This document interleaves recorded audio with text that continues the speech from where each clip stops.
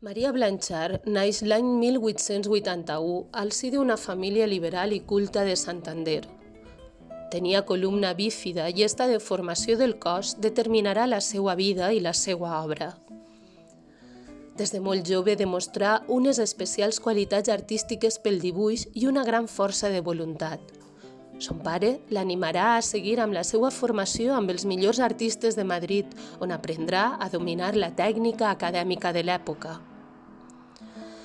Participa en exposicions de pintura fins que l'Ajuntament i la Diputació de Santander li facilita una beca d'estudis per continuar la seva formació a París, a l'Acadèmia Viti, on li ensenyaran a superar l'academicisme i a utilitzar lliurement el color i l'expressió. Allí farà amistat amb pintors com Diego Rivera i Angelina Belov. Molt prompte, Maria canvia d'acadèmia i comença a pintar amb Maria Vassiliev, que serà qui la introduirà en el cubisme. A París, Blanchard triomfa, s'oblida dels espanyols provincians i supersticiosos que li passaven números de loteria per l'esquena i descobreix que pot caminar pels cafès de Montparnasse mostrant el seu talent i la seva capacitat creadora.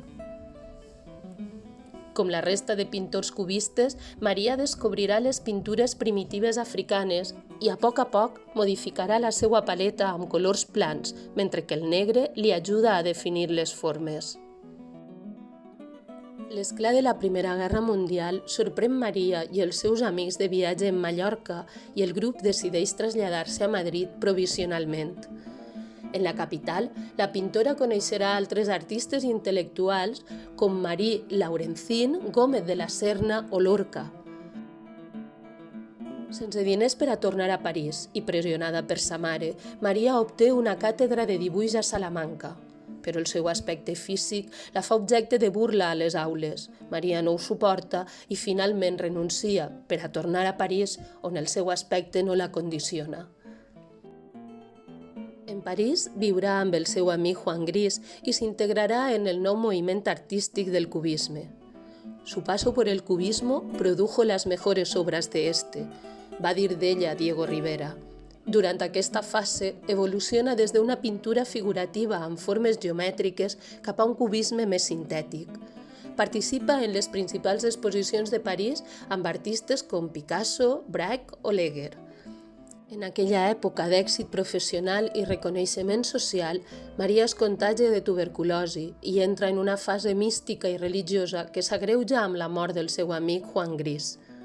Abandona les galeries i la seva obra torna a una pintura íntima i familiar. Picasso dirà d'ella: «Pobre María, te crees que una carrera se hace solo con talento». Mentre la malaltia la va debilitant, Maria continua pintant fins que l'any 1932 mor. La família de l'artista decideix retirar les pintures de les galeries i la seva obra queda ocultada i oblidada. Però Grisela Pollock, professora d'Història de l'Art a la Universitat de Leeds, ens parla d'altres raons. Al seu llibre Old Mistresses explica una voluntat deliberada per part dels historiadors i dels museus per ocultar la presència de dones artistes a la història de l'art. Maria Blanchard és una de les grans figures de la història de l'art que pinta i reinterpreta la realitat d'una forma extraordinària, passant pels principals moviments i avantguardes del segle XX per arribar finalment a una pintura íntima i personal. L'any 2012, la Fundació Botín i després el Museu Reina Sofía de Madrid organitzen exposicions per mostrar al món la qualitat d'una de les artistes més importants del segle XX.